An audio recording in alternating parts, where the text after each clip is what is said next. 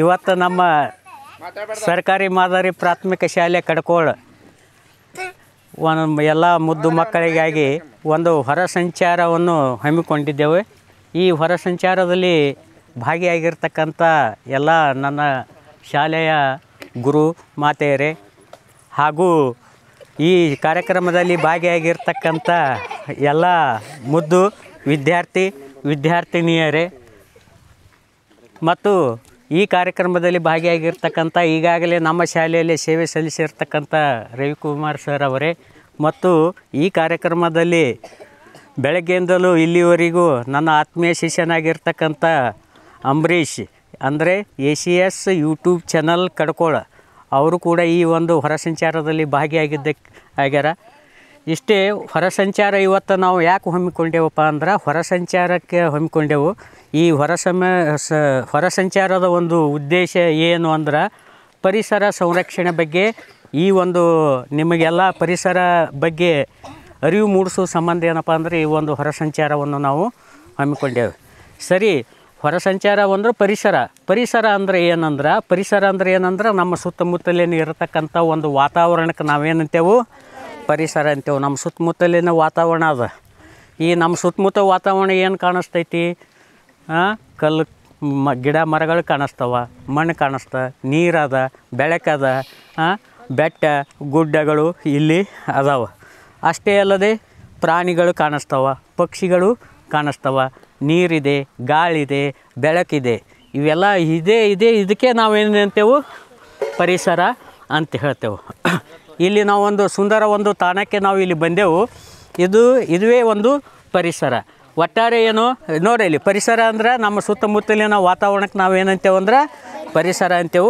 ಸರಿ, ಇಲ್ಲಿ ಪರಿಸರದಲ್ಲಿ ನಾವು ಇಲ್ಲಿವರೆಗೆ ನಾವು ನೋಡಿದಿರ್ತಕ್ಕಂಥಲ್ಲಿ 2 ಅಂಶಗಳನ್ನು ನಾವು ಈ ಪರಿಸರದಲ್ಲಿ ಕಾಣಿಸ್ತೇವೆ. ಒಂದನೇ ಅಂಶ ಏನು ನೋಡಿರಿ, ಇಲ್ಲಿ ಜೀವ ಇರತಕ್ಕಂಥ ವಸ್ತುಗಳು ನೋಡಿರಿ. ಹೌದಾ? ಜೀವ ಇರತಕ್ಕಂಥ ವಸ್ತುಗಳವ ಮತ್ತು ಜೀವ ಇರದೇ ಇರತಕ್ಕಂಥ ವಸ್ತುಗಳು ಕೂಡ ಅದಾವ. ಜೀವ ಇರತಕ್ಕಂಥ ವಸ್ತುಗಳು ಇಲ್ಲಿ ಗಿಡ ಮರಗಳು ಅದಾವಲ್ಲ, ಇವು ಜೀವ ಪ್ರಾಣಿಗಳು ನೋಡಿರಿ, ಪಕ್ಷಿಗಳು ಕಾಣಿಸ್ತವೆ. ಇನ್ನು ಜೀವ ಇರದೇ ಇರತಕ್ಕಂಥ ವಸ್ತುಗಳು ಗಾಳಿ, ನೀರು, ಬೆಳಕು, ಮಣ್ಣು, ಕಲ್ಲು ಇವೆಲ್ಲ ಜೀವ ಇರದೇ ಇರತಕ್ಕಂಥ ವಸ್ತುಗಳು. ನಾವೆಲ್ಲ ಮುಖ್ಯವಾಗಿ ಬದುಕಬೇಕಾಗಿತ್ತಂದ್ರೆ ಏನು ಬೇಕಂದ್ರೆ ಪರಿಸರ ಬೇಕು. ಪರಿಸರ ಬೇಕಂದ್ರೆ ನಮಗೆ ಶುದ್ಧವಾದ ಗಾಳಿ ಬೇಕು, ಶುದ್ಧವಾದ ಕುಡಿಯಲು ನೀರು ಬೇಕು, ಬೆಳಕು ಬೇಕು. ಇಂಥವೆಲ್ಲ ಶುದ್ಧವಾಗಿರ್ತಕ್ಕಂಥವು ನಮಗೆ ಬೇಕಾಗಿರ್ತಾವೆ. ಇವತ್ತು ನಾವು ಪರಿಸರವನ್ನು ಭಾಳ ಪ್ರೀತಿಯಿಂದ ನೋಡಬೇಕಾಗ್ಯದ. ಯಾಕಂದ್ರೆ ಒಂದು ಮಾತದ, ಏನು? ಹೆತ್ತ ತಾಯಿ ಹೊತ್ತ ಭೂಮಿ ಸ್ವರ್ಗಕ್ಕಿಂತಲೂ ಮಿಗಿಲು ಅಂತ ಹೇಳ್ತಾರೆ. ಯಾವುದು? ಹೆತ್ತ ತಾಯಿ ಹೊತ್ತಿರ್ತಕ್ಕಂಥ ಭೂಮಿಯು ಸ್ವರ್ಗಕ್ಕೆ ಇದು ನಮ್ಮನ್ನು ಹೊರಕತ್ತಿದ್ದು ಯಾವುದಪ್ಪ ಅಂದ್ರೆ ನಾವು ಹೊರತಕ್ಕಂಥದ್ದು ಯಾವುದು? ಇದು ಭೂಮಿ. ನಿಮಗೆಲ್ಲ ನಿಮ್ಮ ತಾಯಂದಿರು ಏನಪ್ಪ ಅಂದ್ರೆ ಸುಮಾರು 9 ತಿಂಗಳ ನಿಮ್ಮನ್ನು ಹೊಟ್ಟೆಯಲ್ಲಿ ಇಟ್ಕೊಂಡು ನಂತರ ನಿಮಗೆಲ್ಲ ಏನಪ್ಪ ಅಂದ್ರೆ ಜನ್ಮ ತಾಳಿಸಿ ಲಾಲನೆ ಪೋಷಣೆ ಯಾರು ಮಾಡ್ಯಾರ? ನಿಮ್ಮ ತಾಯಿ ಮಾಡ್ಯಾಳ.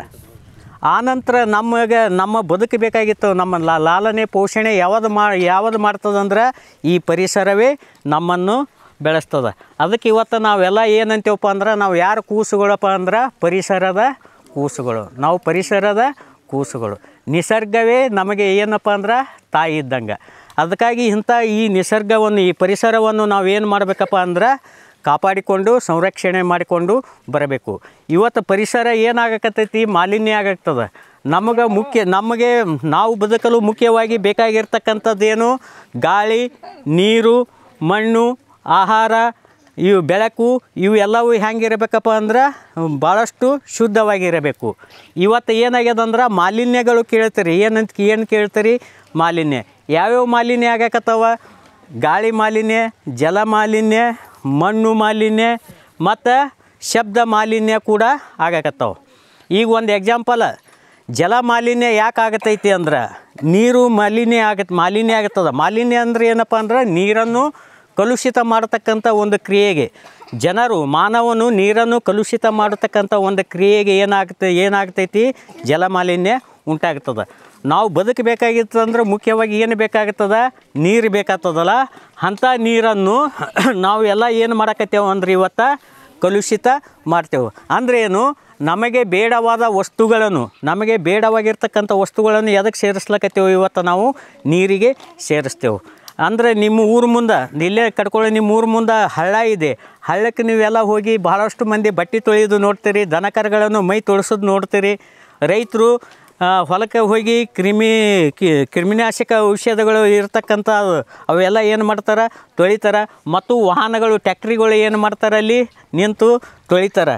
ಇಷ್ಟೆಲ್ಲ ಮಾಡೋದ್ರಿಂದ ನಮಗೆ ಕುಡಿತಕ್ಕಂಥ ನೀರು ಯಾವುದು ಹಳ್ಳ ಐತಲ್ಲ, ಆ ಹಳ್ಳದ ನೀರು ಏನಾಗೈತಿ ಇವತ್ತು ಕಲುಷಿತವಾಗೈತಿ. ಅಂಥ ನೀರು ಸೇವನೆಯಿಂದ ನಮಗೇನಾಗತೈತಿ ಕೇಳಿ, ಅಂಥ ನೀರಿನ ಸೇವನೆಯಿಂದ ಏನಾಗತೈತಿ, ನಮಗೆ ಅನೇಕ ರೋಗಗಳು ಬರ್ತಾವೆ. ಅದಕ್ಕೆ ನಮಗೆ ಕುಡಿಯಲು ಶುದ್ಧವಾಗಿರ್ತಕ್ಕಂಥ ನೀರು ಬೇಕಾಗಿತ್ತಂದ್ರೆ ಏನು ಮಾಡ್ಬೇಕು, ನಾವು ನೀರನ್ನು ಕಲುಷಿತ ಮಾಡಬಾರದು. ಅದಕ್ಕೆ ಚರಂಡಿ ನೀರನ್ನು ಸಿಟಿ ಒಳಗೆ ನೋಡ್ರಿ ನೀವು, ಕಾರ್ಖಾನೆಗಳು ಎಲ್ಲಿ ಕಟ್ಟಿಸ್ತಾರಪ್ಪ ಅಂದ್ರೆ ನದಿಗಳ ದಂಡಿಗೆ ಏನು ಮಾಡ್ತಾರೆ, ಕಾರ್ಖಾನೆಗಳನ್ನು ಕಟ್ಟಿಸ್ತಾರೆ. ಹೀಗೆ ಕಟ್ಟಿಸೋದ್ರಿಂದ ಏನು ಅಲ್ಲಿ ಅನೇಕ ಕಚ್ಚಾ ವಸ್ತುಗಳನ್ನು ಬಳಸಿ ಶುದ್ಧ ವಸ್ತುಗಳನ್ನು ಮಾಡೋ ಸಂಬಂಧ ಕಾರ್ಖಾನೆಗಳಿಗೆ ಸಾಕಷ್ಟು ನೀರು ಬೇಕಾಗ್ತದಲ್ಲ. ಸರಿ, ಇಷ್ಟೆಲ್ಲ ಮಾಡಲಿಕ್ಕೆ ನಮಗೆ ಬೇಕಾದ ವಸ್ತುಗಳನ್ನು ಕಾರ್ಖಾನೆಗಳು ತಯಾರು ಮಾಡ್ತಾರೆ. ಆದರೆ ಈ ವಸ್ತುಗಳನ್ನು ತಯಾರಿಸುವಾಗ ಏನು ರಾಸಾಯನಿಕ ವಸ್ತುಗಳನ್ನು ಬಳಸಿಕೊಂಡು ವಸ್ತುಗಳು ತಯಾರಾಗ್ತಾವಲ್ಲ, ಅಂಥ ನೀರನ್ನು ಎಲ್ಲಿಗೆ ಬಿಡ್ತಾರೆ, ನದಿಗೆ ಬಿಡ್ತಾರೆ. ಅಂಥ ಕಲುಷಿತ ನೀರನ್ನು ನದಿಗೆ ಬಿಡುವುದರಿಂದ ನದಿಯ ನೀರು ಏನಾಗ್ತೈತಿ, ಕಲುಷಿತ ಆಗ್ತದೆ. ಅಲ್ಲಿರ್ತಕ್ಕಂಥ ಜಲಚರ ಜೀವಿಗಳು ಏನಾಗ್ತಾವ, ಸಾಯ್ತಾವ. ಮತ್ತು ನಾವು ಅಂಥ ನೀರನ್ನು ಕುಡಿಯುವುದರಿಂದ ನಮಗೆ ಅನೇಕ ರೋಗಗಳು ಬರ್ತಾವೆ. ಅದಕ್ಕೆ ಜಲಮಾಲಿನ್ಯ ಮಾಡಬಾರ್ದು, ನೀರು ಕಲುಷಿತ ಮಾಡಬಾರ್ದಾಗಿತ್ತಪ್ಪ ಅಂದ್ರೆ ಚರಂಡಿ ನೀರಾಗಲಿ ಕಾರ್ಖಾನೆಗಳಿಂದ ಬರ್ತಕ್ಕಂಥ ನೀರಾಗಲಿ ಏನಪ್ಪ ಅಂದ್ರೆ ನೀರಿನ ಸಮಸ್ಯೆ ಭಾಳ ಅದ. ಒಟ್ಟಾರೆ ಭೂಮಿಯ ಮೇಲೆ ಕುಡಿಯುವ ನೀರಿನ ಪ್ರಮಾಣ ಏನಿದೆ, ಕಡಿಮೆ ಇದೆ.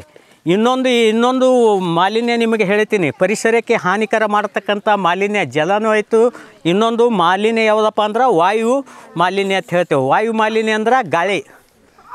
ಈ ಗಾಳಿಯಲ್ಲಿ ನಮಗೇನೈತಿ, ಗಾಳಿಯಲ್ಲಿ ನಮಗೆ ನಾವು ಬದುಕಲು ಬೇಕಾಗಿರ್ತಕ್ಕಂಥ ಆಕ್ಸಿಜನ್ ಇದೆ, ಆಮ್ಲಜನಕ ಇದೆ ಗಾಳಿಯಲ್ಲಿ. ಆ ಗಾಳಿಯಲ್ಲಿರ್ತಕ್ಕಂಥ ಆಮ್ಲಜನಕ ಏನೈತಿ ಶುದ್ಧವಾಗಿತ್ತಪ್ಪ ಅಂದ್ರೆ ನಾವು ಬದುಕ್ತೇವೆ. ಇವತ್ತು ವಾಯು ಮಾಲಿನ್ಯ ನಾವು ಏನು ಮಾಡ್ತೇವೆ, ಅನೇಕ ವಾಯು ಮಾಲಿನ್ಯ ಗಾಳಿಯನ್ನು ಹ್ಯಾಂಗೆ ಕಲುಷಿತ ಮಾಡಕತ್ತೀವಪ್ಪ ಅಂದ್ರೆ ಇವತ್ತು ನಾವು ನಮ್ಮಲ್ಲಿ ಇರ್ತಕ್ಕಂಥ ತಾಜ್ಯ ವಸ್ತುಗಳಾದ ಪ್ಲಾಸ್ಟಿಕ್ ಅಂಥ ವಸ್ತುಗಳನ್ನು ಸುಡುವುದರಿಂದ ಏನಾಗ್ತದೆ, ವಾಯು ಮಾಲಿನ್ಯ ಉಂಟಾಗ್ತೈತಿ. ಮತ್ತು ಅಷ್ಟಲ್ಲದೆ ನಮ್ಮ ವಾಹನಗಳಿಗೆ ಅನೇಕ ಲಕ್ಷ ಕೋಟ್ಯಾನುಗಟ್ಟಲೆ ವಾಹನಗಳವಲ್ಲ, ಆ ವಾಹನಗಳಿಗೆ ನಾವು ಇಂಧನಗಳನ್ನು ಬಳಸ್ತೇವೆ. ಯಾವುದು, ಪೆಟ್ರೋಲ್ ಮತ್ತು ಡೀಸೆಲ್. ಈ ಪೆಟ್ರೋಲ್ ಮತ್ತು ಡೀಸೆಲ್ ಅಂಥ ಇಂಧನಗಳನ್ನು ಬಳಸೋದ್ರಿಂದ ಅವು ಏನು ಬಿಡ್ತಾವಪ್ಪ ಅಂದ್ರೆ ಪೆಟ್ರೋಲ್ ಮತ್ತು ಡೀಸೆಲಲ್ಲಿ ಇರ್ತಕ್ಕಂಥ ಏನು ಇಂಗಾಲ ಡೈಆಕ್ಸೈಡ್ ಬಿಡ್ತಾವೆ. ಈ ವಾಹನಗಳು ಬಿಡ್ತಾವಲ್ಲ ಹಿಂದೆ ಇಂಗಾಲ ಡೈಆಕ್ಸೈಡ್ ಮತ್ತು ಕಾರ್ಬನ್ ಮೊನಾಕ್ಸೈಡ್ ಅಂಥವು ಬಿಡ್ತಾವೆ. ಇವೆಲ್ಲ ಗಾಳಿಯಲ್ಲಿ ಹೋಗಿ ಏನಾಗ್ತೈತಪ್ಪ ಅಂದ್ರೆ ಗಾಳಿ ಕೂಡ ಏನಾಗ್ತದೆ, ಕಲುಷಿತವಾಗ್ತದೆ. ಅಷ್ಟೇ ಅಲ್ಲದೆ ನಿಮ್ಮ ಮನ್ಯಾಗ ನಮ್ಮ ಮನೆಗೊಳಗೆ ಎ ಸಿ ಬಳಸ್ತೇವಲ್ಲ, ಫ್ರಿಜ್ ಬಳಸ್ತೇವಲ್ಲ, ಎ ಸಿ ಮತ್ತು ಫ್ರಿಜ್ಗಳನ್ನು ಬಳಸೋದ್ರಿಂದ ಏನು ಬಿಡ್ತೈತೆ ಅಂತಂದ್ರೆ CFC ಅನ್ನತಕ್ಕಂಥ ಒಂದು ಅನಿಲವನ್ನು ಹೊರ ಬಿಡ್ತಾವೆ. ಇವೆಲ್ಲ ಕಾರ್ಬನ್ ಡೈಆಕ್ಸೈಡ್ ಇರ್ಬೋದು, ಕಾರ್ಬನ್ ಮೊನಾಕ್ಸೈಡ್ ಇರ್ಬೋದು, CFC ಅನಿಲ ಇಂಥ ವಿಷಕಾರಿ ಅನಿಲಗಳು ಏನಪ್ಪ ಅಂದ್ರೆ ಇವತ್ತು ಈ ಕವಚ ಯಾವುದೈತಿ ಓಜೋನ್ ಪರದೆ ಅಂತೇಳಿ ಅದ, ಓಜೋನ್ ಲೇಯರ್ ಅಂತೇಳಿ ಹೇಳ್ತೇವೆ ನಾವು. ಆ ಓಜೋನ್ ಲೇಯರ್ ಏನಾಗಕತ್ತೈತಪ್ಪ ಅಂದ್ರೆ ಇವತ್ತು ಅವಕ್ಕೆ ಹಾನಿ ಮಾಡಕತ್ತಾವೆ. ಯಾವ ಅತಿಯಾದ ನಾವು ಇಂಧನ ಬಳಕೆಯಿಂದ ಆ ಕಾರ್ಬನ್ ಡೈಆಕ್ಸೈಡ್ ಇರ್ಬೋದು, ಕಾರ್ಬನ್ ಮೊನಾಕ್ಸೈಡ್ ಇರ್ಬೋದು, ಇನ್ನಿತರ ವಿಷಕಾರಿ ಅನಿಲಗಳು ಓಜೋನ್ ಪರದೆ ಏನು ಮಾಡ್ತಾವಪ್ಪ ಅಂದ್ರೆ ಅವು ಹಾಳು ಮಾಡ್ಯಾವ. ಅಂದ್ರೆ ರಂಧ್ರ ಬಿದ್ದೈತಿ. ಆ ರಂಧ್ರ ಬಿದ್ದೈತಿ. ಓಜೋನ್ ಪರದೆ ಏನು ಮಾಡ್ತೈತಿ, ಓಜೋನ್ ಪರದೆ ಅಂದ್ರೆ ನಮ್ಮ ಭೂಮಿಯ ರಕ್ಷಾ ಕವಚ ಅಂತ ಹೇಳ್ತೇವೆ. ಜೀವಿಗಳಿಗೆ ಇಲ್ಲಿರ್ತಕ್ಕಂಥ ರಕ್ಷಾ ಕವಚ. ಆ ಓಜೋನ್ ಪರದೆ ಏನು ಮಾಡ್ತೈತಿ, ಓಜೋನ್ ಲೇಯರ್ ಏನು ಮಾಡ್ತೈತಿ ಅಂದ್ರೆ ಸೂರ್ಯನ ಕಿರಣಗಳು ಬರ್ತಾವಲ್ಲ, ಸೂರ್ಯನ ಕಿರಣಗಳನ್ನು ಓಜೋನ್ ಲೇಯರ್ ಏನು ಮಾಡ್ತೈತಿ, ಸೋಸಿ ಭೂಮಿಗೆ ಬಿಡ್ತೈತಿ.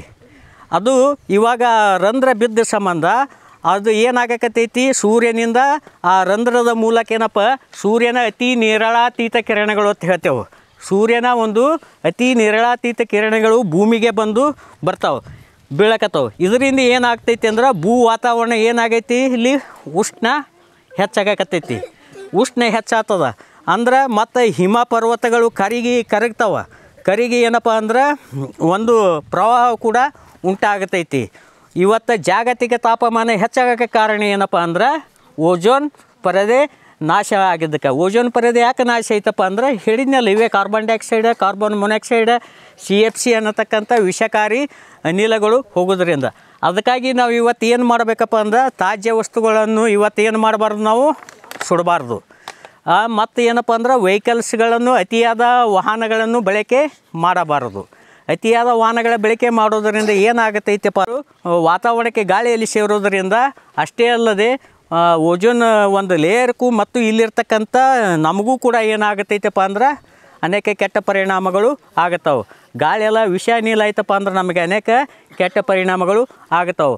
ಸುಮಾರು ನಮ್ಮ ಪೂರ್ವಜರು ಆಗಿನ ಕಾಲದಲ್ಲಿ ಎಷ್ಟು ವರ್ಷ ಬದುಕ್ತಿದ್ರು? 100 ವರ್ಷ ಬದುಕ್ತಿದ್ರು. ಯಾಕೆ 100 ವರ್ಷ ಅವ್ರು ಬದುಕ್ತಿದ್ರಪ್ಪ ಅಂದ್ರೆ ಶುದ್ಧವಾಗಿರ್ತಕ್ಕಂಥ ಒಂದು ಗಾಳಿ ಇತ್ತು ಅವಾಗ. ಅವರು ಶುದ್ಧವಾದ ಗಾಳಿ ಸೇವನೆ ಮಾಡ್ತಿದ್ರು. ಸೇವನೆ ಮಾಡೋದ್ರಿಂದ ಯಾವುದೇ ರೋಗ ರುಜಿನ ಇಲ್ಲರೆ ಆರಾಮಾಗಿ ಅವ್ರು ಎಷ್ಟು ವರ್ಷ ಬದುಕ್ಯಾರಪ್ಪ ಅಂದ್ರೆ 100 ವರ್ಷ ಬದುಕ್ಯಾರ. ಇವತ್ತು ನಮ್ಮ ವಾತಾವರಣದಲ್ಲಿ ಏನಾಗೈತಪ್ಪ ಅಂದ್ರೆ ಕಲುಷಿತ ಗಾಳಿ ಇರೋದರಿಂದ ನಾವು ಏನಪ್ಪ ಅಂದ್ರೆ ಅನೇಕ ರೋಗಗಳು ಇವತ್ತು ನಮಗೆ ಬರ್ತಾವೆ. ಗಾಳಿಯ ಮೂಲಕ ಅನೇಕ ರೋಗಗಳು ಹರಡ್ತಾವೆ. ಹೀಗಾಗಿ ನಮ್ಮ ಆರೋಗ್ಯ ಕೂಡ ಏನಾಗತೈತಿ, ಹದಗೆಡ್ತದೆ. ಅದಕ್ಕೆ ಇವತ್ತು ಕಾರ್ಖಾನೆಗಳ ಮೂಲಕ ಏನು ಮಾಡ್ತಾರೆ ಕೇಳಿ, ಕಾರ್ಖಾನೆಗಳ ಮೂಲಕ ಹೊಗೆ ಏನು ಇರ್ತೈತಲ್ಲ, ಅವು ಎಲ್ಲ ಚಿಮಣಿಗಳನ್ನು ಏನು ಮಾಡಬೇಕು, ಎತ್ತರ ಮಟ್ಟಕ್ಕೆ ಹಾಕಬೇಕು. ಇಂಧನ ಬಳಕೆ ಕಡಿಮೆ ಆಗಬೇಕು. ಮತ್ತು ಈ ಸೂರ್ಯಶಕ್ತಿಯನ್ನು ಏನು ಮಾಡಬೇಕಪ್ಪ ಅಂದ್ರೆ ನಾವು ಇವತ್ತು ಅತಿ ಹೆಚ್ಚು ಬಳಕೆ ಮಾಡಿಕೊಳ್ಳಬೇಕು. ವಾಯು ಮಾಲಿನ್ಯ ಆಗದಂತೆ ನಾವು ಏನು ಮಾಡ್ಬೋದು, ತಡೆಗಟ್ಟಬಹುದು. ಇನ್ನೊಂದು ಮಾಲಿನ್ಯ ಹೇಳ್ತೇವೆ, ಯಾವುದು? ಭೂ ಮಾಲಿನ್ಯ ಆಗಕತ್ತೈತಿ ಅಂತ ಹೇಳ್ತೇವೆ. ಭೂ ಮಾಲಿನ್ಯ ಅಂದ್ರೆ ಏನಪ್ಪ ಅಂದ್ರೆ ಮಣ್ಣು ಇವತ್ತು ಭಾಳ ಮಲಿನ ಆಗಕತ್ತೈತಿ. ಮಣ್ಣು ಭಾಳ ಹೊಲಸು ಏನಾಗಕತ್ತೈತಿ, ಮಲಿನ ಆಗಕತ್ತದ. ಯಾಕೆ ಮಣ್ಣು ಮಲಿನ ಆಗ್ತೈತಪ್ಪ ಅಂದ್ರೆ ಇವತ್ತು ರೈತರು ಕೃಷಿಯಲ್ಲಿ ಏನು ಮಾಡಕತ್ತಾರ ಅಂದ್ರೆ ಸಾವಯವ ಗೊಬ್ಬರವನ್ನು ಬಿಟ್ಟು ರಾಸಾಯನಿಕ ಗೊಬ್ಬರವನ್ನು ಬಳಕೆ ಮಾಡ್ತಾರೆ. ಯಾಕೆ ರಾಸಾಯನಿಕ ಗೊಬ್ಬರವನ್ನು ಬಳಕೆ ಮಾಡೋದ್ರಿಂದ ಮಣ್ಣು ಮಾಲಿನ್ಯ ಯಾಕೆ ಆಗತೈತಪ್ಪ ಅಂದ್ರೆ ಈ ಮಣ್ಣಿನಲ್ಲಿ ಅನೇಕ ಸೂಕ್ಷ್ಮಾಣು ಜೀವಿಗಳವ. ಮಣ್ಣಿನಲ್ಲಿ ಭಾಳಷ್ಟು ಸೂಕ್ಷ್ಮಾಣು ಜೀವಿಗಳು ಇರ್ತಾವಲ್ಲ, ಈ ಸೂಕ್ಷ್ಮಾಣು ನಾವು ಅತಿಯಾದ ರಾಸಾಯನಿಕ ಗೊಬ್ಬರಗಳನ್ನು ಬಳಕೆ ಮಾಡೋದರಿಂದ ಅದಕ್ಕೆ ಸೂಕ್ಷ್ಮಾಣು ಜೀವಿಗಳು ಬದುಕಬೇಕಾಗಿತ್ತಪ್ಪ ಅಂದ್ರೆ ಏನು ಮಾಡ್ಬೇಕಂದ್ರೆ ನಮ್ಮ ಹೊಲಗದ್ದೆಗಳಿಗೆ ಯಾವ ಗೊಬ್ಬರ ಹಾಕಬೇಕು? ಸಾವಯವ ಗೊಬ್ಬರವನ್ನು ಹಾಕಬೇಕು. ಅಂದ್ರೆ ಕೊಟ್ಟಿಗೆ ಗೊಬ್ಬರ, ತಿಪ್ಪಿ ಗೊಬ್ಬರ ಅಂಥವುಗಳನ್ನು ಹಾಕಬೇಕಾಗುತ್ತದೆ. ಹೀಗೆ ಹಾಕಿದೆವಪ್ಪ ಅಂದ್ರೆ ಮಣ್ಣಿನ ಫಲವತ್ತತೆ ಹೆಚ್ಚಾಗುತ್ತದೆ. ಎಲ್ಲರಿಗೂ ಆಹಾರ ಕೊಡತಕ್ಕಂಥದ್ದು ಯಾವುದಪ್ಪ ಅಂದ್ರೆ ಮಣ್ಣೆ. ಎಲ್ಲರೂ ಬೆಳಿಬೇಕಾಗಿರ್ತಕ್ಕಂಥದ್ದು ಯಾವುದು? ಮಣ್ಣಿನ ಒಂದು ಸಂರಕ್ಷಣೆ ನಾವು ಇವತ್ತೇನಪ್ಪ ಅಂದ್ರೆ ಬಹಳ ಮಾಡಬೇಕಾಗ್ತದೆ. ಇವತ್ತು ಇನ್ನೊಂದು ಯಾವುದೈತಪ್ಪ ಅಂದ್ರೆ ಮಾಲಿನ್ಯ ಒಳಗೆ ಶಬ್ದ ಮಾಲಿನ್ಯ ಅಂತ ಕೇಳ್ತೇವೆ. ಯಾವ ಮಾಲಿನ್ಯ? ನಾವು ಶಬ್ದ ಮಾಲಿನ್ಯ. ಶಬ್ದವು ಕೂಡ ಮಾಲಿನ್ಯ ಉಂಟಾಗಕತ್ತೈತಿ. ಸುಮಾರು ಒಂದು 30-40 ಡಿಸಿಬಲ್ಗಿಂತಲೂ ಹೆಚ್ಚಿನ ಒಂದು ಸೌಂಡ್ ಮಾಡಿದೆವಪ್ಪ ಅಂದ್ರೆ ಅದರಿಂದ ಏನಾಗತೈತಿ, ಶಬ್ದವು ಕೂಡ ವಾತಾವರಣ ಏನಾಗತೈತಿ, ಇಲ್ಲಿ ಶಬ್ದ ಮಾಲಿನ್ಯ ಉಂಟಾಗ್ತದೆ. ಅದು ಇವತ್ತು ಅನೇಕ ಧ್ವನಿವರ್ಧಕಗಳು ಅವು, ಮೈಕ್ಗಳು ಅದಾವ. ಇವತ್ತು ಏನೇ ಸಮಾರಂಭಗಳಲ್ಲಿ, ಏನೇ ಉತ್ಸವಗಳಲ್ಲಿ ಏನು ಹಾಕುತ್ತಾರೆ, ಇವತ್ತು DJ ಹಚ್ಚುತ್ತಾರಲ್ಲ. DJ ಹಚ್ಚಿದ್ರೂ ಸುಮಾರು ಒಂದು 2-3 ಕಿಲೋಮೀಟರ್ವರೆಗೂ ಏನು ಮಾಡ್ತೈತಿ, ಕೇಳಿಸ್ತದ. ಅಷ್ಟು ಕರ್ಕಶ ಶಬ್ದಗಳು ಕೂಡ ನಮ್ಮ ಆರೋಗ್ಯದ ಮೇಲೆ ಏನಾಗ್ತಾವ, ಕೆಟ್ಟ ಪರಿಣಾಮಗಳು ಉಂಟಾಗ್ತಾವ. ಅದಕ್ಕೇನಪ್ಪ ಅಂದ್ರೆ ಶಬ್ದ ಮಾಲಿನ್ಯನೂ ಕೂಡ ಏನು ಮಾಡ್ಬೇಕು, ಇವತ್ತು ಕಮ್ಮಿ ಮಾಡಬೇಕು. ಮತ್ತು ಇಷ್ಟೇ ಅಲ್ಲದೆ ಇನ್ನೊಂದು ನಾವು ಇವತ್ತು ಏನು ರಕ್ಷಣೆ ಮಾಡಬೇಕಾಗ್ಯದ, ಈ ಹೊರಸಂಚಾರಕ್ಕೆ ನಾವು ಬರತಕ್ಕಂಥ ಉದ್ದೇಶ ಏನು?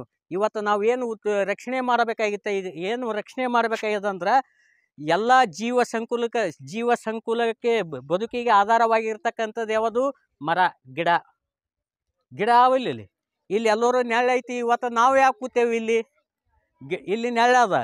ನಮ್ಮ ಎಲ್ಲರಿಗೆ ಜೀವ ಸಂಕುಲ ಯಾವುದಪ್ಪ ಅಂದ್ರೆ ಯಾವುದು? ಸಸ್ಯಗಳು ಅಂತ ಹೇಳ್ತೇವೆ. ಯಾವಾಗ ಈ ಭೂಮಿ ಮೇಲೆ ಮನುಷ್ಯ ಇರ್ತಾನೆ ಕೇಳಿಲಿ, ಯಾವಾಗ ಈ ಭೂಮಿ ಮೇಲೆ ಮನುಷ್ಯ ಇರ್ತಾನೆ ಅಥವಾ ಪ್ರಾಣಿ ಜೀವಿಗಳು ಈ ಭೂಮಿ ಮ್ಯಾಗ ಎಲ್ತನ ಬದುಕ್ತಾವಪ್ಪ ಅಂದ್ರೆ ಸಸ್ಯಗಳು ಇರುವವರೆಗೂ ಕೂಡ ಎಲ್ಲ ಜೀವಿಗಳು ಬದುಕ್ತಾವೆ. ಯಾಕೆ ನಾವು ಸಸ್ಯ ಇದ್ರೆ ಬದುಕ್ತೇವೆ? ಯಾಕೆ ಬದುಕ್ತೇವೆ ಅಂದ್ರೆ ನಾವು ಭಾಳಷ್ಟು ಆಹಾರವನ್ನು ಎದರ ಮೂಲಕ ಪಡ್ಕೋತೇವೆ? ನಾವು ಸಸ್ಯಗಳಿಂದ ಮೂಲಕ ಪಡ್ಕೋತೇವೆ. ಸುಮಾರು 99%ಗಿಂತಲೂ ಹೆಚ್ಚಿಗೆ ನಾವು ಇವತ್ತು ಸಸ್ಯಗಳ ಮೇಲೆ ಅವಲಂಬನೆ ಅದೇವು. ನಾವೇ ಎಲ್ಲ ಜೀವಿಗಳಿಗೆ ಆಹಾರ ಒದಗಿಸ್ತಕ್ಕಂಥದ್ದು ಯಾವುದೈತಿ? ಸಸ್ಯ ಅದಾವ.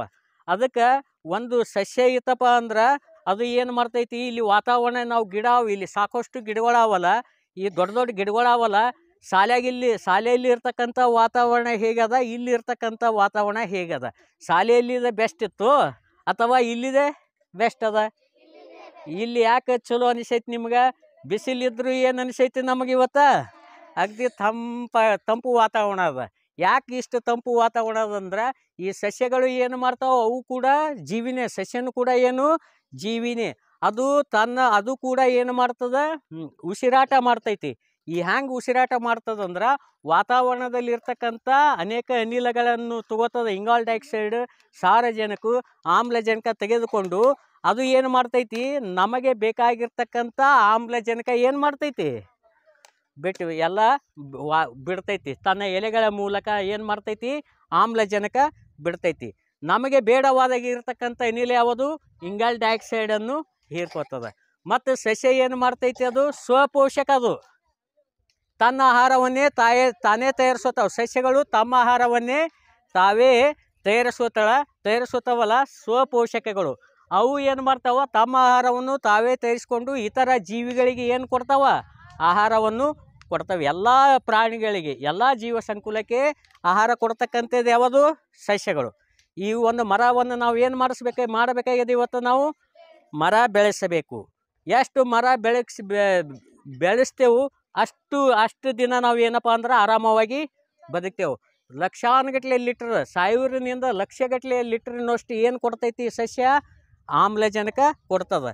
ನಮಗೆ ಒಂದು 10 ನಿಮಿಷ ಆಮ್ಲಜನಕ ಇರಲಿಲ್ಲ ಅಂದ್ರೆ ಸತ್ತು ಹೋಗ್ತೇವೆ. ಇಂಥ ಆಮ್ಲಜನಕವನ್ನು ಭೂಮಿಗೆ ಯಾವ ಒದಗಿಸ್ತಾವ? ಸಸ್ಯಗಳು ಒದಗಿಸ್ತಾವ. ಸಸ್ಯಗಳು ಏನು ಮಾಡ್ತಾವ? ಮತ್ತು ಮಳೆ ತರ್ತಾವ. ಸಸ್ಯಗಳು ಏನು ಮಾಡ್ತಾವ? ಮಳೆ ತರ್ತಾವ. ಸಸ್ಯಗಳು ಏನು ಮಾಡ್ತಾವ? ಮಳೆ ತರ್ತಾವ. ಆಹಾರ ಕೊಡ್ತೈತಿ. ಅಂದ್ರೆ ಆಹಾರ ಏನು ಕೊಡ್ತದ? ಸಸ್ಯಗಳಿಂದ ನಾವು ಧಾನ್ಯಗಳನ್ನು ಬಳಸ್ತೇವೆ. ಮತ್ತು ಹಣ್ಣು ಹಂಪಲುಗಳನ್ನು ಕೊಡ್ತೈತಿ ಸಸ್ಯ. ಮತ್ತು ಸೊಪ್ಪುಗಳು, ತರಕಾರಿಗಳನ್ನು ಕೂಡ ಯಾವುದು ಕೊಡ್ತೈತಿ? ಸಸ್ಯ ಕೊಡ್ತೈತಿ. ನಮಗೆ ಬದುಕಾಕಿ ಏನು ಕೊಡ್ತೈತಿ? ಆಮ್ಲಜನಕ ಕೊಡ್ತದ. ಭೂಮಿಯಲ್ಲಿ ಇರ್ತಕ್ಕಂಥ ಇಂಗಾಲ ಡೈಆಕ್ಸೈಡ್ ಪ್ರಮಾಣವನ್ನು ಏನು ಮಾಡ್ತದ? ಕಡಿಮೆ ಮಾಡ್ತದ. ಆ ಇಂಗಾಲ ಡೈಆಕ್ಸೈಡ್ ಪ್ರಮಾಣ ಕಡಿಮೆ ಮಾಡ್ತಪ್ಪ ಅಂದ್ರೆ ಭೂ ಉಷ್ಣತೆ ಕಮ್ಮಿ ಆಗ್ತದ. ಒಂದು ವೇಳೆ ಗಿಡಗಳು ಇರಲಿಲ್ಲಪ್ಪ ಅಂದ್ರೆ ನಮಗೆ ಆಮ್ಲಜನಕ ಕೊರತೆ ಉಂಟಾಗತೈತಿ. ಇಂಗಾಲ ಡೈಆಕ್ಸೈಡ್ ಪ್ರಮಾಣ ಹೆಚ್ಚಾಗತೈತಿ. ಇಂಗಾಲ ಡೈಆಕ್ಸೈಡ್ ಪ್ರಮಾಣ ಹೆಚ್ಚೈತಪ್ಪ ಅಂದ್ರೆ ಯಾವುದು? ಈ ಭೂಮಿ ಮೇಲೆ ಆಮ್ಲ ಮಳೆ ಬರ್ತದೆ. ಯಾವ ಮಳೆ ಬರ್ತೈತಿ? ಆಮ್ಲ ಮಳೆ ಬರ್ತದೆ. ಅದಕ್ಕೆ ನಾವು ಇವತ್ತು ಈ ಎಲ್ಲ ಜೀವ ಸಂಕುಲ ಬದುಕಬೇಕಾಗಿತ್ತಪ್ಪ ಅಂದ್ರೆ ನಾವೆಲ್ಲರೂ ಏನು ಮಾಡಬೇಕು? ಗಿಡಗಳನ್ನು ಬೆಳೆಸಬೇಕು, ಗಿಡಗಳನ್ನು ಹಚ್ಚಬೇಕು. ಅದಕ್ಕಲ್ಲೇ ಕಡಿದರೆ ಮರ ಬರುವುದು ಬರ. ನಾವು ಮರ ಕಡಿದೇವು ಅಂದ್ರೆ ಏನು ಬರ್ತೈತಿ? ಬರ ಬರ್ತದೆ. ಇದರ ಅರ್ಥ ಏನು? ಗಿಡ ಕಡಿದೇವಪ್ಪ ಅಂದ್ರೆ ಮಳೆ ಬರೋದಿಲ್ಲ. ಇಲ್ಲಿ ನಮ್ಮ ಕಲ್ಯಾಣ ಕರ್ನಾಟಕ, ಈ ಉತ್ತರ ಕರ್ನಾಟಕದ ಈ ಭಾಗದಲ್ಲಿ ಮಳೆ ಕಮ್ಮಿ ಅದ. ಯಾಕೆ ಮಳೆ ಕಡಿಮೆ ಬರ್ತೈತೆ ಅಂದ್ರೆ ಮರಗಳು ಕಡಿಮೆ ಅದಾವೆ. ಮರ ಕಡಿಮೆ ಇರೋದರಿಂದ ಮಳೆ ಕೂಡ ಏನಾಗತೈತಿ? ಕಡಿಮೆ ಬರ್ತಾವೆ. ಮಲೆನಾಡಿನಲ್ಲಿ ಮಳೆ ಹೆಚ್ಚು ಬರ್ತದಂತಾರಲ್ಲ, ಯಾಕೆ ಅಲ್ಲಿ ಮಳೆ ಹೆಚ್ಚಾಗ್ತದ? ಗಿಡಗಳು ಮರಗಳು ಹೆಚ್ಚಾವು. ಇಲ್ಲಿನೂ ಕೂಡ ನಮ್ಮಲ್ಲಿನೂ ಮಳೆ ಹೆಚ್ಚು ಬರಬೇಕಾಗಿತ್ತಂದ್ರೆ ಏನು ಮಾಡಬೇಕು? ಗಿಡ ಮರಗಳನ್ನು ಹಚ್ಚಬೇಕು, ಜಾಸ್ತಿ ಹಚ್ಚಬೇಕು. ಅದಕ್ಕಲ್ಲೇ ಕಾಡು ಬೆಳೆಸಿ ನಾಡು ಉಳಿಸಿ ಅಂತ ಹೇಳ್ತೇವೆ. ಕಾಡನ್ನು ನಾವು ಇವತ್ತು ಏನು ಮಾಡಬೇಕು? ಬೆಳೆಸಬೇಕು, ಹಚ್ಚಬೇಕು. ಆ ಗಿಡವನ್ನು ಕಡಿಯುವುದಾಗಲಿ ಏನು ಮಾಡೋದು ಆಗಬಾರ್ದು. ಹೊಲ ಗದ್ದೆಗಳಲ್ಲಿ ಏನು ಮಾಡಬೇಕು? ಗಿಡಗಳನ್ನು ಹಚ್ಚಬೇಕು. ಹೀಗೆ ಗಿಡವನ್ನು ಹಚ್ಚೋದ್ರಿಂದ ಮಣ್ಣು ಸವಕಳಿನೂ ಕಮ್ಮಿ ಆಗತೈತಿ. ಮಣ್ಣು ಸವಕಳಿನೂ ಕೂಡ ಕಮ್ಮಿ ಆಗತೈತಿ. ಮತ್ತು ಇವತ್ತು ನಮ್ಮ ಭೂಮಿಗೆ ಬಹಳಷ್ಟು ಮಾರಕ ವಸ್ತು ಯಾವುದಂದ್ರೆ ಪ್ಲ್ಯಾಸ್ಟಿಕ್. ಏನು? ಪ್ಲ್ಯಾಸ್ಟಿಕ್. ನಾವು ಅತಿ ಹೆಚ್ಚು ಯಾವುದು ಬಳಕೆ ಮಾಡಕತ್ತೇವೆ ಇವತ್ತು? ಪ್ಲ್ಯಾಸ್ಟಿಕ್ ಬಳಕೆ ಮಾಡೋದ್ರಿಂದ ಏನಾಗತೈತಪ್ಪ ಅಂದ್ರೆ ಪರಿಸರ ನಾಶ ಆಗತೈತಿ. ಈ ಪ್ಲ್ಯಾಸ್ಟಿಕ್ ವಸ್ತು ಏನಪ್ಪ ಅಂದ್ರೆ ಅದು ನೀರಾಗ ಕೊಳಿದಿಲ್ಲ ನೋಡು, ಕೊಳೆಯಲ್ಲದು. ಒಮ್ಮೆ ಉತ್ಪಾದನೆ ಮಾಡಿದ್ರಪ್ಪ ಅಂದ್ರೆ ಅದು ಏನಾಗಲ್ಲ, ಕೊಳೆಯಲ್ಲ. ಒಂದು ವೇಳೆ ಸುಟ್ಟೇವಪ್ಪ ಅಂದ್ರೆ ವಾಯು ಮಾಲಿನ್ಯ ಉಂಟಾಗತೈತಿ, ಕೊಳಿಲಾರ್ದು. ಅದಕ್ಕೆ ಇವತ್ತು ನಾವು ಪ್ಲ್ಯಾಸ್ಟಿಕ್ ಬಳಕೆಯನ್ನು ಕೂಡ ಏನು ಮಾಡಬೇಕು? ಬಹಳ ಕಡಿಮೆ ಮಾಡಬೇಕು. ಇದರಿಂದ ಏನಾಗಕತ್ತೈತಪ್ಪ ಅಂದ್ರೆ ಭೂಮಿ ಮೇಲೆ, ಪರಿಸರ ಮೇಲೆ ಹಾನಿಕರ ಆಗತೈತಿ ಅಂತೇಳಿ. ಅದಕ್ಕೆ ಏನು ನಿಮ್ಮ ಮನೆ ಮುಂದೆ ಒಂದು ಗಿಡ ಇರಬೇಕು, ಮನೆಗೊಂದು ಮಗು, ಊರಿಗೊಂದು ವನ. ಊರು ನೋಡಿದರೆ ಹೆಂಗಿರ್ಬೇಕಪ್ಪ ಅಂದ್ರೆ ಅವ್ರು ತುಂಬ ಗಿಡಗಳೇ ಇರಬೇಕು. ಎಷ್ಟು ಗಿಡಗಳು ಇರ್ತಾವ ಅಷ್ಟು ನಾವು ಆರಾಮವಾಗಿ ಆ ಊರಿನಲ್ಲಿ ಏನು ಮಾಡ್ತೇವೆ, ಬದುಕ್ತೇವೆ. ನೋಡಿ ಇಲ್ಲಿ ಈ ಎಲ್ಲ ಮಾಲಿನ್ಯಕ್ಕೂ ಕೂಡ ಸರ್ಕಾರ ಅನೇಕ ಕಾನೂನುಗಳನ್ನು ಮಾಡ್ಯದ. ಜಲ ಮಾಲಿನ್ಯ ಇರಬಹುದು, ವಾಯು ಮಾಲಿನ್ಯ ಇರ್ಬೋದು, ಮತ್ತು ಇಂಥ ಎಲ್ಲ ಮಾಲಿನ್ಯಕ್ಕೂ ಕೂಡ ಏನಪ್ಪ ಅಂದ್ರೆ ಸರ್ಕಾರ ಅನೇಕ ನಿಯಂತ್ರಣಗಳನ್ನು ಹಾಕ್ಯಾರ. ಅದಕ್ಕೆ ಸರ್ಕಾರದ ನಿಯಮಗಳನ್ನು ಕೂಡ ನಾವು ಪಾಲಿಸಬೇಕು. ಸರ್ಕಾರದ ನಿಯಮಗಳು ಏನು ಪಾಲಿಸಬೇಕು. ತ್ಯಾಜ್ಯ ವಸ್ತುಗಳನ್ನು ಕಾರ್ಖಾನೆಗಳಿಂದ ಬರತಕ್ಕಂಥದ್ದು ಹೊಗೆ ಆಗಲಿ, ವಿಷಕಾರಿ ನೀರು ಆಗಲಿ, ಸೋಸಿ ಬಿಡುವುದಾಗಲಿ, ಇಂಥವೆಲ್ಲ ಮಾಡಬೇಕು. ತ್ಯಾಜ್ಯ ವಸ್ತುಗಳ ಪ್ಲ್ಯಾಸ್ಟಿಕ್ಕನ್ನು ಏನು ಮಾಡಬೇಕು, ಕಡಿಮೆ ಬಳಕೆ ಮಾಡಬೇಕು. ಅದಕ್ಕೆ ಇವತ್ತಿಂದ ನಾವೆಲ್ಲರೂ ಏನು ಮಾಡೋಣ, ನಾವು ಏನು ಮಾಡಬೇಕು, ಏನು ಪರಿಸರ ರಕ್ಷಣೆ ಮಾಡಬೇಕಂದ್ರೆ ಸುಮ್ಮನೆ ನೋಡೋದಲ್ಲ, ನಿಮ್ಮ ಮನೆ ಮುಂದೆ ಒಂದೊಂದು ಏನು ಮಾಡಬೇಕು, ನೀವು ಗಿಡಗಳನ್ನು ಹಚ್ಚಬೇಕು. ಗೊತ್ತಾಯ್ತಲ್ಲ? ಗಿಡ ಎಲ್ಲ ಜೀವ ರಕ್ಷಣೆ, ಜೀವ ಸಂಕುಲ ಯಾವುದು? ಮರ, ಸಸ್ಯ, ಗಿಡ. ಅಂಥ ಗಿಡವನ್ನು ನಾವು ಇವತ್ತು ಏನು ಮಾಡಬೇಕು, ಬೆಳೆಸಬೇಕು. ನಿಮ್ಮ ಮನೆ ಮುಂದೆ ಒಂದೊಂದು ಎಲ್ಲರೂ ಏನು ಮಾಡಬೇಕು, ಒಂದೊಂದು ಗಿಡಗಳನ್ನು ಹಚ್ಚಬೇಕು. ಈಗ ನಮ್ಮ ಶಾಲೆಯಲ್ಲಿ ಇರ್ತಕ್ಕಂಥ ಗಿಡಗಳು, ನಮ್ಮ ಶಾಲೆಯಲ್ಲಿ ಸುಮಾರು ಒಂದು 30 ಗಿಡಗಳು ಹಚ್ಚೇವಲ್ಲ. ಆ ಗಿಡ ಹಚ್ಚಕ್ಕೆ ಕಾರಣೀಭೂತರು ಯಾರಪ್ಪ ಅಂದ್ರೆ ACS ಕಡ್ಕೊಳ್ಳಿ ಯೂಟ್ಯೂಬ್ ಚಾನಲ್ ನಮ್ಮ ಪ್ರೀತಿಯ ಶಿಷ್ಯ ಅಂಬರೀಷನೇ ಕಾರಣ. ಹಿಂಗೆ ಮಾಡಾಮ್ರಿ, ಹಿಂಗೆ ಮಾಡಾಮ್ರಿ ಅಂತೇಳಿ ಏನು ಮಾಡ್ಯಾರ, ಸುಮಾರು ಒಂದು 30 ಹುಡುಗರು ಟೀಮ್ ಮಾಡಿಕೊಂಡು ಅವ್ರು ಏನು ಮಾಡಿಕೊಂಡು ಗಿಡ ಹಚ್ಚಂಬ್ರಿ ಅಂತೇಳಿ ಅಂದ್ರೆ ಇಂಥ ಒಂದು ಒಳ್ಳೆಯ ಕೆಲಸಕ್ಕೆ ಪ್ರೋತ್ಸಾಹ ಯಾರು ಕೊಟ್ಟಾರಪ್ಪ ಅಂದ್ರೆ ACS ಯೂಟ್ಯೂಬ್ ಚಾನಲ್ ಅಂಬರೀಷ್ ಅವರು ಕೊಟ್ಟಾರ. ಈ ಅಂಬರೀಷ್ ಕೊಡೋದ್ರಿಂದ ಏನಾಗೈತಿ, ಇವತ್ತು ನಮ್ಮ ಶಾಲೆ ಮುಂದೆ ಗಿಡ ಹಚ್ಚೇವು. ಇನ್ನೊಂದು 4 ವರ್ಷಿಗೆ, ಇನ್ನೊಂದು 2 ವರ್ಷಿಗೆ, 4 ವರ್ಷಿಗೆ ಶಾಲೆ ತುಂಬ ಎಲ್ಲ ಏನಾಗಿ ಬಿಡ್ತದೆ, ತಂಪು ವಾತಾವರಣ ಇರ್ತದೆ. ಅಲ್ಲಿ ಹಕ್ಕಿ ಪಕ್ಷಿಗಳು ಬರ್ತಾವೆ, ಹೂಗಳು ಬಿಡ್ತಾವೆ, ನೋಡಾಕ ಭಾಳ ಚಂದ ಇರ್ತೈತಿ.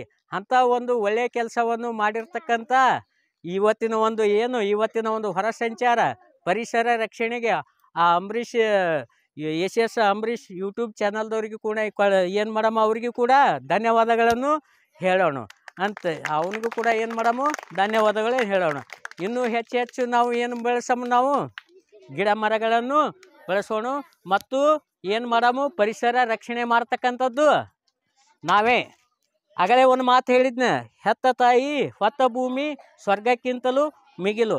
ಅದಕ್ಕೆ ಈ ಭೂಮಿಯನ್ನು ನಾವು, ಈ ಪರಿಸರವನ್ನು ಯಾರತ್ತ ತಿಳ್ಕೊಬೇಕು, ನಾವು ತಾಯಿಯತ್ತ ತಿಳ್ಕೊಂಡು ಈ ಭೂತಾಯಿಯನ್ನು, ಈ ಪರಿಸರವನ್ನು ಏನು ಮಾಡಮ್ಮ, ನಾವೆಲ್ಲರೂ ನೀವು ಕೂಡಿ ರಕ್ಷಣೆ ಮಾಡೋಣ ಅಂತ ಹೇಳ್ತಾ, ಇವತ್ತು ಒಂದು ಈ ಹೊರ ಸಂಚಾರ ಮತ್ತು ಪರಿಸರ ರಕ್ಷಣೆ ತಾವೆಲ್ಲರೂ ಪಾಲ್ಗೊಂಡು ಉತ್ಸಾಹದಿಂದ ಪಾಲ್ಗೊಂಡಿರಿ.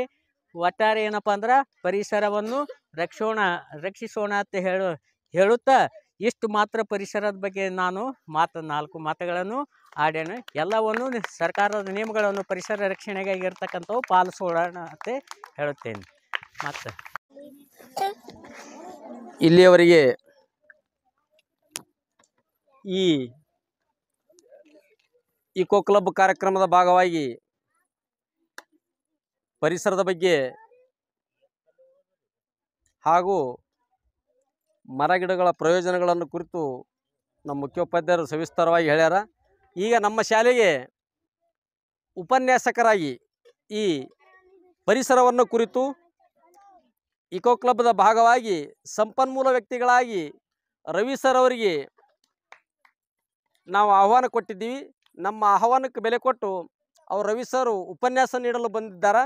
ಅವರಿಗೆ ನಮ್ಮ ಎಲ್ಲ ಶಾಲಾ ಸಿಬ್ಬಂದಿ ಪರವಾಗಿ ಹೃತ್ಪೂರ್ವಕ ಸ್ವಾಗತವನ್ನು ಕೋರುತ್ತೇನೆ. ಅದೇ ರೀತಿಯಾಗಿ ಎಲ್ಲ ವಿದ್ಯಾರ್ಥಿಗಳ ಪರವಾಗಿ ಸ್ವಾಗತವನ್ನು ಕೋರುತ್ತೇವೆ ಜೋರಾದ ಚಪ್ಪಾಳೆಯೊಂದಿಗೆ.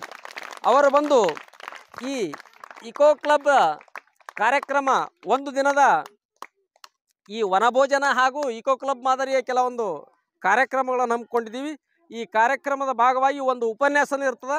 ಆ ಉಪನ್ಯಾಸವನ್ನು ಸರ್ ಹೇಳ್ತಾರೆ, ಅದರ ಬಗ್ಗೆ ಕೇಳ್ರಿ. Ravi sir, please welcome.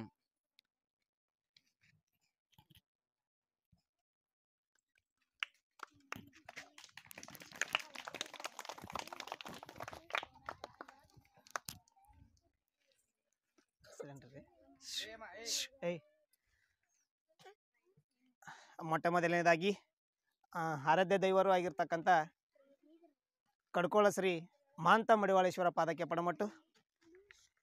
ಇಂದಿನ ದಿನ ಅಂದರೆ 4/3/2025 ಸರ್ಕಾರಿ ಹಿರಿಯ ಮಾದರಿಯ ಪ್ರಾಥಮಿಕ ಶಾಲೆ ಕಡ್ಕೋಳ ಶಾಲೆಯಲ್ಲಿ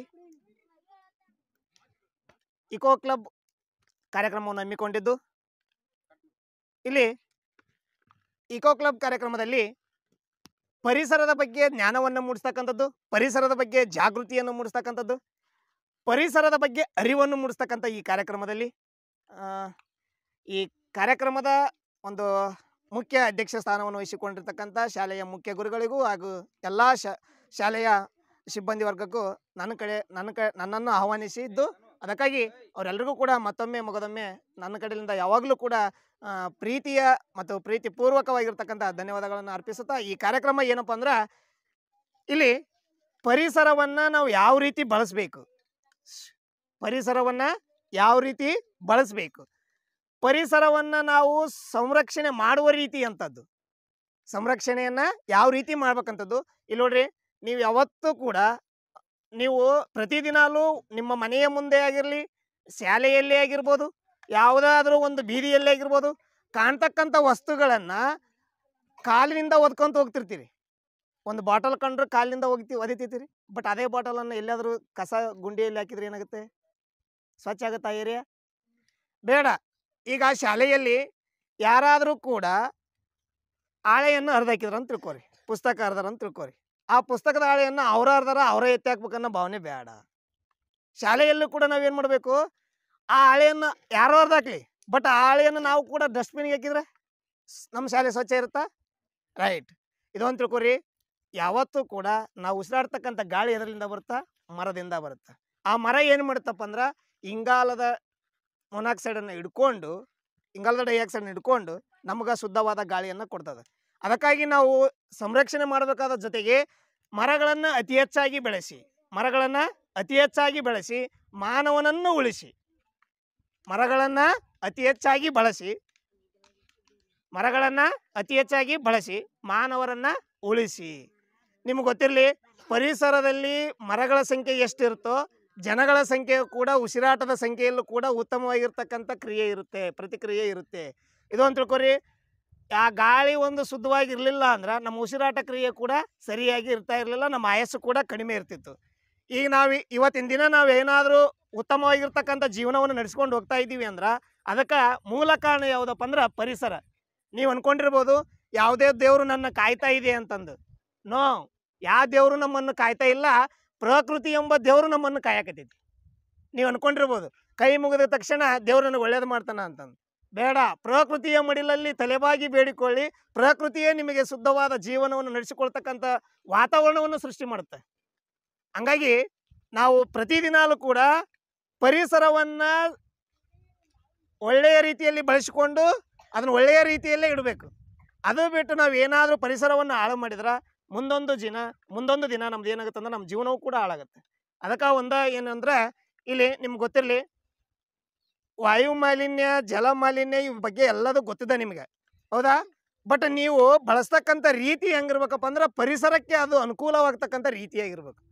ಯಾವ ರೀತಿಯಾಗಿರ್ಬೇಕಪ್ಪ ಅಂದ್ರೆ, ನೀವು ಎಲ್ಲಾದರೂ ಕೂಡ ಬೆಂಕಿಯನ್ನು ಹಚ್ತಿರ್ತೀರಿ, ಆ ಬೆಂಕಿಯಿಂದ ಹೊಗೆ ಹೋಗುತ್ತಾ, ಅದು ಗಾಳಿಯಲ್ಲಿ ಸೇರುತ್ತಾ, ಅದಕ್ಕೆ ವಾಯು ಮಾಲಿನ್ಯ ಆಗುತ್ತಂತ ಗೊತ್ತಿದ್ರೂ ಕೂಡ ನಾವೇನು ಮಾಡ್ತೀವಿ, ಅದನ್ನು ಸುಡ್ತೀವಿ. ಬೇಡ. ಪ್ಲಾಸ್ಟಿಕ್ ಭೂಮಿಯಲ್ಲಿ ಕೊಳೆಯೋದಿಲ್ಲ ಅಂತಲೂ ಗೊತ್ತಿರ್ತಾ, ಆದರೂ ಕೂಡ ನಾವೇನು ಮಾಡ್ತೀವಿ, ಪ್ಲಾಸ್ಟಿಕ್ಕನ್ನು ಎಸಿತೀವಿ ಮತ್ತು ಮಲಿನಗೊಳಿಸ್ತೀವಿ. ಜಾಸ್ತಿ ಬೇಡ. ನೀವು ನೀರನ್ನು ಯಾವ ರೀತಿ ಮಲಿನ ಮಾಡ್ತೀರಂದ್ರೆ, ನಿಮ್ಮದು ಯಾವುದೇ ದೇವರಿಗೆ ಅರಿಕೆಯನ್ನು ಹೊತ್ಕೊಂಡಿರ್ತಾರೆ ನಿಮ್ಮ ಮನೆಯಲ್ಲಿ, ಅಥವಾ ನೀವಾರು ಹೊತ್ಕೊಂಡಿರ್ತೀರಿ. ಯಾರೋ ಒಂದು ಅರಿಕೆ ಹೊತ್ಕೊಂಡಾಗ ನೀವೇನು ಹೊತ್ಕೊಂಡಿರ್ತೀರಿ, ಹುಟ್ಟು ಬಟ್ಟೆಯಲ್ಲೇ ಬಂದು ನಾನು ತಾಯಿ ದೊಡ್ಡ ತಾಯಿಗೆ ಯಾರೋ ಬೇಡ್ಕೊಂಡಿರ್ತೀರಿ, ಹುಟ್ಟ ಬಟ್ಟೆಯಲ್ಲೇ ಒಂದು ತಾಯಿ ನಿನಗೆ ಮಡಿ ಸ್ನಾನವನ್ನು ಮಾಡಿ ಹುಟ್ಟ ಬಟ್ಟೆಯನ್ನು ಅಲ್ಲೇ ಬಿಟ್ಟು ಬರ್ತೀನಿ ಅಂತ ನೀರನ್ನೇ ಬಿಟ್ಟು ಬಂದು ನೀರನ್ನು ಮಲಿನಗೊಳಿಸ್ತೀವಿ.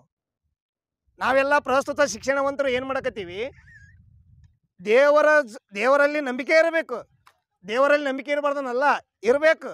ಬಟ್ ಅತಿಯಾದ ನಂಬಿಕೆ ಏನು ಮಾಡಕತ್ತೈತಿ, ನಮ್ಮ ಪರಿಸರವನ್ನು ಕೂಡ ಹಾಳು ಮಾಡಕತ್ತೈತಿ, ಅಥವಾ ಜಲವನ್ನು ಕೂಡ ಹಾಳು ಮಾಡಕತ್ತೀವಿ. ನಾವು ಎಷ್ಟೋ ನದಿಗಳಲ್ಲಿ ಈ ರೀತಿಯಾಗಿರ್ತಕ್ಕಂಥ ವ್ಯವಸ್ಥೆಯನ್ನು ಕಾಣ್ತೀವಿ ನಾವು. ಅದಕ್ಕೆ ನೀವು ಇಷ್ಟ ತಿಳ್ಕೊರಿ, ಪರಿಸರವನ್ನು ದಿನಾಲೂ ಕೂಡ ನಾವು ಯಾವ ರೀತಿ ಪ್ರೀತಿಸ್ಬೇಕಂದ್ರೆ, ನಾವು ಯಾವ ರೀತಿ ನಮ್ಮ ತಂದೆ ತಾಯಿಯನ್ನು ಪ್ರೀತಿಸ್ತೀವಿ, ಪರಿಸರವನ್ನು ಕೂಡ ಅಷ್ಟೇ ಪ್ರೀತಿಸಬೇಕು. ಯಾಕಂದ್ರೆ ನಾವು ತಂದೆ ತಾಯಿಯನ್ನು ಎಷ್ಟು ಪ್ರೀತಿ ಮಾಡ್ತೀವಿ, ತಂದೆ ತಾಯಿ ಕೂಡ ನಮ್ಗೆ ಅಷ್ಟೇ ಪ್ರೀತಿಯನ್ನು ಮಾಡ್ತಿರ್ತಾರೆ. ನಮಗೇನು ಬೇಕು ಅದನ್ನೆಲ್ಲ ಕೊಡ್ತಾ ಇರ್ತದೆ. ಅದೇ ರೀತಿಯಾಗಿ ಪರಿಸರವನ್ನು ಕೂಡ ನಾವು ಪ್ರೀತಿ ಮಾಡಿದ್ರೆ ಪರಿಸರವು ಕೂಡ ಪ್ರೀತಿ ಮಾಡ್ತಾ ನಮ್ಮ ಜೀವನವನ್ನು ಸಾಗಿಸೋಕೆ ಉತ್ತಮವಾಗಿರ್ತಕ್ಕಂಥ ವಾತಾವರಣವನ್ನು ಅಥವಾ ಗಾಳಿಯನ್ನು ಏನು ಮಾಡ್ತಾ ಕೊಡ್ತಾ ಇರುತ್ತೆ.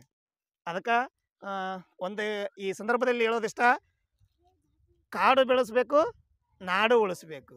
ಹಸಿರಿದ್ದಲ್ಲೇ ಉಸಿರೈತಿ. ಉಸಿರಿರ್ಬೇಕಂದ್ರೆ ಹಸಿರಿರ್ಬೇಕು, ಹಸಿರಿರ್ಬೇಕಂದ್ರೆ ಉಸಿರಿರ್ಬೇಕು. ಉಸಿರುತ್ತಂದ್ರೆ ಜೀವನದಾಗ ಅಥವಾ ಈ ಸಮಾಜದಲ್ಲಿ ಅಥವಾ ಈ ಪ್ರಪಂಚದಲ್ಲಿ ನಿಮ್ಮ ಹೆಸರಿರುತ್ತೆ. ಅಂಥ ಹೆಸರನ್ನು ಗಳಿಸ್ತಕ್ಕಂಥ ವಿದ್ಯಾರ್ಥಿಗಳು ನೀವು ಕೂಡ ಆಗ್ರಿ ಎಂದು ಈ ಕಾರ್ಯಕ್ರಮವನ್ನು ಉದ್ದೇಶಿಸಿ ಮಾತನಾಡಲು ಅವಕಾಶ ಮಾಡಿಕೊಟ್ಟಿರ್ತಕ್ಕಂಥ ಈ ನಮ್ಮ ಕಡ್ಕೋಳ ಶಾಲೆಯ ಎಲ್ಲ ಸಿಬ್ಬಂದಿ ವರ್ಗಕ್ಕೂ ಹೃದಯಪೂರ್ವವಾಗಿರ್ತಕ್ಕಂಥ ಧನ್ಯವಾದಗಳು. ಇಲ್ಲಿಯವರೆಗೆ ಈ ಒಂದು ಇಕೋ ಕ್ಲಬ್ ಮಾದರಿಯ ಕಾರ್ಯಕ್ರಮಗಳಲ್ಲಿ ರಸಪ್ರಶ್ನೆ, ನಿಬಂಧ ಸ್ಪರ್ಧೆ, ಉಪನ್ಯಾಸ ಕಾರ್ಯಕ್ರಮ ಇದ್ದು, ಈ ಉಪನ್ಯಾಸವನ್ನು ನೀಡಿರ್ತಕ್ಕಂಥ ರವಿ ಸರ್ ಅವರಿಗೆ ನಮ್ಮ ಶಾಲೆಯ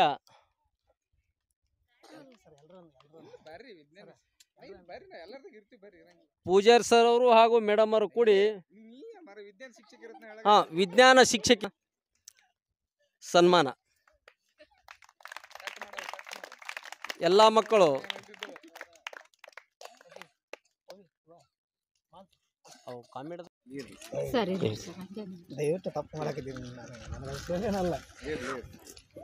ಉಪನ್ಯಾಸಕರಾಗಿ ಬೆಳಿಗ್ಗೆಯಿಂದ ನಮ್ಮ ಎಲ್ಲ ಕಾರ್ಯಕ್ರಮಗಳಲ್ಲಿ ಭಾಗಿಯಾಗಿ ಶೋಭೆ ತಂದು ಕೊಟ್ಟಿರ್ತಕ್ಕಂಥ ರವಿ ಸರ್ ಅವರಿಗೆ ಧನ್ಯವಾದಗಳು. ಈಗ ನಮ್ಮ ಶಾಲಾ ಶಿಕ್ಷಕರಿಂದ ಅವರಿಗೆ ಶಾಲು ಹೊದಿಸಿ ಸನ್ಮಾನ ಕಾರ್ಯಕ್ರಮ,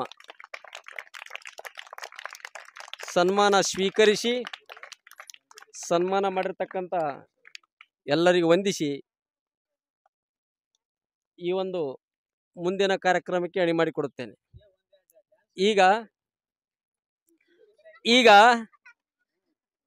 ಈ ಇಕೋ ಕ್ಲಬ್ ಕಾರ್ಯಕ್ರಮದ ಭಾಗವಾಗಿ ಆಯೋಜಿಸಿರ್ತಕ್ಕಂಥ ಪಠ್ಯ ಮತ್ತು ಪಠ್ಯೇತರ ಚಟುವಟಿಕೆಗಳಾಗಿರ್ತಕ್ಕಂಥ ನಿಬಂಧ ಸ್ಪರ್ಧೆ, ಭಾಷಣ ಸ್ಪರ್ಧೆ ಹಾಗೂ ಕ್ವಿಜ್ ಕಾರ್ಯಕ್ರಮದಲ್ಲಿ ಭಾಗವಹಿಸಿ ಉತ್ಸುಕತೆಯಿಂದ ಎಲ್ಲ ಮಕ್ಕಳು ಭಾಗವಹಿಸಿ ಇದರಲ್ಲಿ ಪ್ರಥಮ, ದ್ವಿತೀಯ, ತೃತೀಯ ಬಂದಿರತಕ್ಕಂಥ ಮಕ್ಕಳಿಗೆ ನಮ್ಮ ಶಾಲೆಯ ಮುಖ್ಯೋಪಾಧ್ಯಾಯರು ಕಾಣಿಕೆಯನ್ನು ಕೊಡುವ ಮೂಲಕ ಅವರಿಗೆ ಹುರಿದುಂಬಿಸ್ತಾ ಇದ್ದಾರೆ. ಅವರಿಗೆ ಧನ್ಯವಾದಗಳು. ಈಗ ಭಾಷಣ ಸ್ಪರ್ಧೆಯಲ್ಲಿ ಭಾಗವಹಿಸಿರ್ತಕ್ಕಂಥ ವಿದ್ಯಾರ್ಥಿಗಳು ಬೋರಮ್ಮ, ಸ್ವಾತಿ, ಸೃಷ್ಟಿ, ಅಮೃತ, ಪ್ರಿಯಾಂಕಾ, ಕಾವೇರಿ, ಮಂಜುಳಾ. ಈಗ ಈ ಎಲ್ಲ ವಿದ್ಯಾರ್ಥಿಗಳಲ್ಲಿ ಪ್ರಥಮ, ದ್ವಿತೀಯ, ತೃತೀಯ ಬಂದಿರತಕ್ಕಂಥ ವಿದ್ಯಾರ್ಥಿಗಳು 7ನೇ ತರಗತಿಯ ವಿದ್ಯಾರ್ಥಿನಿ ಪ್ರಿಯಾಂಕಾ ವಿದ್ಯಾರ್ಥಿನಿ ವೇದಿಕೆ ಮೇಲೆ ಬರಬೇಕು. ಈ ವಿದ್ಯಾರ್ಥಿನಿ ಈ ಇಕೋ ಕ್ಲಬ್ಗೆ ಸಂಬಂಧಿಸಿರ್ತಕ್ಕಂಥ ಭಾಷಣ ಸ್ಪರ್ಧೆಯಲ್ಲಿ ಪ್ರಥಮ ಬಂದಿದ್ದಾರೆ. ತಾಳಿ. ಅದೇ ರೀತಿ ದ್ವಿತೀಯ ಸ್ವಾತಿ 6ನೇ ತರಗತಿ ವಿದ್ಯಾರ್ಥಿನಿ ದ್ವಿತೀಯ ಸ್ಥಾನ ಗಳಿಸಿರ್ತಾರೆ. ಅದೇ ರೀತಿಯಾಗಿ ಸೃಷ್ಟಿ 6ನೇ ತರಗತಿ ವಿದ್ಯಾರ್ಥಿನಿ ಅವರು ಸಹಿತ ತೃತೀಯ ಬಹುಮಾನವನ್ನು ಗಳಿಸಿರುತ್ತಾರೆ. ಚಿತ್ರಕಲೆ ಸ್ಪರ್ಧೆಯಲ್ಲಿ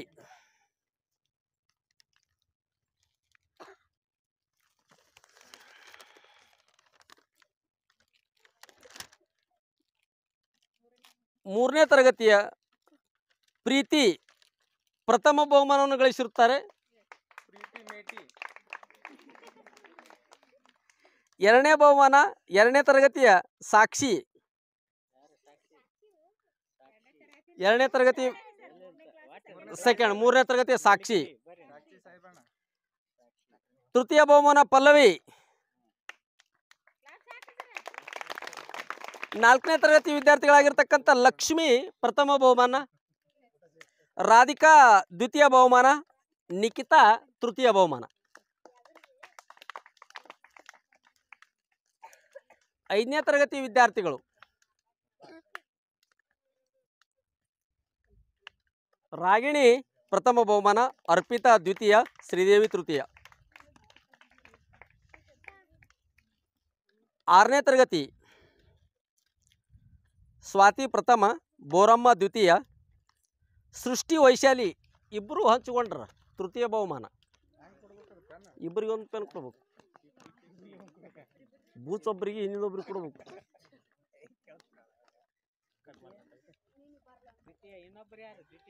ದ್ವಿತೀಯ ಇಬ್ಬರು ಹಂಚಿಕೊಂಡ್ರ ಸರ್, ಸೃಷ್ಟಿ ಮತ್ತು ವೈಶಾಲಿ. ತೃತೀಯ ಇಬ್ಬರಿಗೆ ಒಂದೊಂದು ಪೆನ್ ಕೊಡ್ರಿ ಸರ್. ಹಾಂ,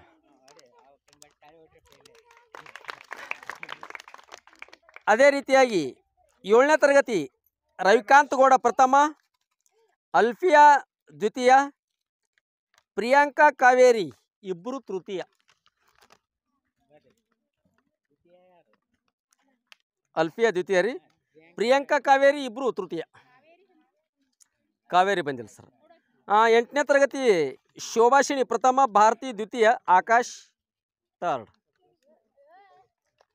ವೆರಿ ಗುಡ್. ಅವರಿಗೆ ಚಪ್ಪಾಳೆಯನ್ನು ತಟ್ಟುವ ಮೂಲಕ ಅವರಿಗೆ ಹುರಿದುಂಬಿಸಬೇಕು, ಟಿಂಗಲ್ ಮಾಡಬಾರ್ದು. ಅಲ್ಲ, ಶೋಭಾಷಿಣಿ ಪ್ರಥಮ, ಭಾರತಿ ದ್ವಿತೀಯ, ಆಕಾಶ್ ತೃತೀಯ ಬಹುಮಾನ. ಹಾಂ ಆಯ್ತು, ತೃತೀಯ ಬಹುಮಾನ ಅವನಿಗೆ.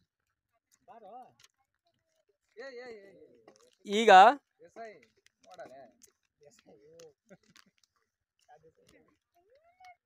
5, 6, 7, 8ನೇ ತರಗತಿಗಳ ಎಲ್ಲ ವಿದ್ಯಾರ್ಥಿಗಳನ್ನು ಮಿಕ್ಸ್ ಮಾಡಿ ತಂಡಗಳು ಮಾಡಿ ಕ್ವಿಜ್ ಕಾರ್ಯಕ್ರಮವನ್ನು ನಡೆಸಿಕೊಡಲಾಯಿತು. ಆ ಕ್ವಿಜ್ ಕಾರ್ಯಕ್ರಮದಲ್ಲಿ ಪ್ರಥಮ, ದ್ವಿತೀಯ, ತೃತೀಯ ಬಂದಿರತಕ್ಕಂಥ ವಿದ್ಯಾರ್ಥಿಗಳು ಎಲ್ಲ ತಂಡಕ್ಕೆ ಗ್ರಹಗಳ ಹೆಸರುಗಳನ್ನು ಇಡಲಾಯಿತು.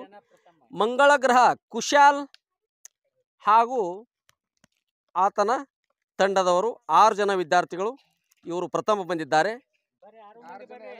6 ಜನ ಬರ್ರಿ, 6 ಜನ ಬರಬೇಕು.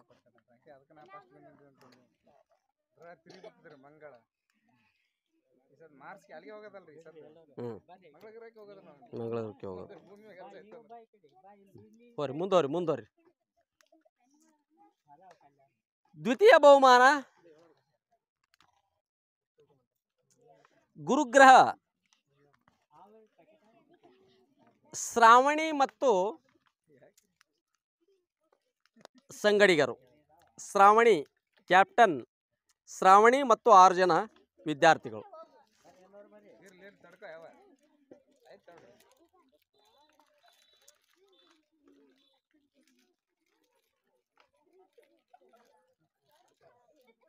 ಆಯ್ತು ರೀ, ಮುಗೀತು. ಅವು ಕೊಟ್ಬಿಟ್ರಲ್ಲ, ಓದ್ತಿದ್ವು ವಯಸ್ಸು. ಈಗ ಯಾರು ಕೊಡ್ತಾರೆ? ತೃತೀಯ ಸ್ಥಾನ ಎಲ್ಲರೂ ತಗೋರಿ, ಒಂದೊಂದು ಪೆನ್ ಹಿಡ್ಕೋರಿ ಕೈಯಾಗ, ಬಡ ಬೇಗ ತಗೋಬೇಕು. ಇನ್ನೊಂದು ಸ್ವಲ್ಪ ಕಾರ್ಯಕ್ರಮ ಅದಾವ.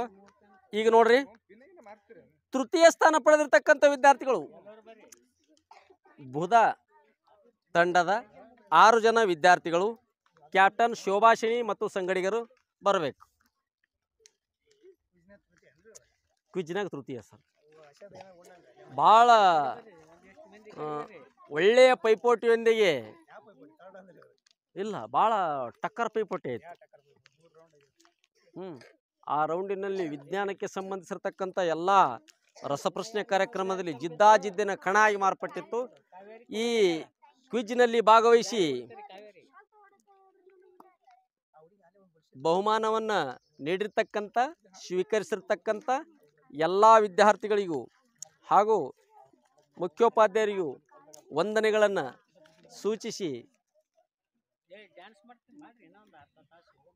ಹೋದರೆ ಈ ಮುಂದಿನ ಕಾರ್ಯಕ್ರಮಕ್ಕೆ ವೇದಿಕೆಯನ್ನು ಮುಖ್ಯೋಪಾಧ್ಯಾಯರಿಗೆ ನೀಡ್ತಾ ಇದ್ದೀನಿ.